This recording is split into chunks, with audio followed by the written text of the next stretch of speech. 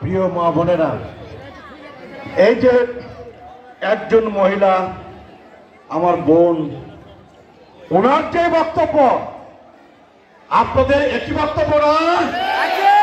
উনি যে কথা বলছেন এটা আপনাদের কথা না, আপনাদের মনের কথাটাই উনি কিন্তু আমার সামনে এসে আমাকে পাশে দাঁড় করে উনি কিন্তু বললেন, ঠিক না? প্রিয় মা বোনেরা,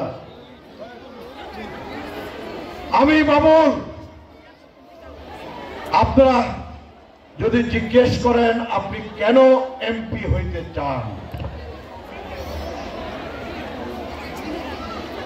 অর্থবিত্ত সম্পদ বৃদ্ধি করার জন্য কি আমি এমপি হইতে চাই? না। ক্ষমতার দাপট দেখানোর জন্য আমি এমপি হইতে চাই না। ক্ষমতার দাপট দেখানোর জন্য আমি এমপি হইতে চাই না।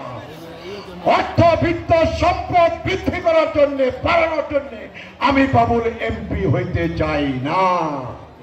অর্থ আমাকে টানে না, বৃত্ত আমাকে টানে না, সম্পদ আমাকে টানে না। আমাকে টানে সম্মান, আমাকে টানে ইজ্জত, আমাকে টানে ভালোবাসা, আমাকে টানে মহব্বত। অর্থবিত্ত সম্পদের পিছনে আমি ছুটবো না। আমি ছুটবো আপনাদের ভালোবাসার কাছে, আপনাদের মহব্বতের কাছে, আপনাদের সমর্থনের কাছে, আপনাদের সম্মানের কাছে, আপনাদের ইজ্জতের কাছে।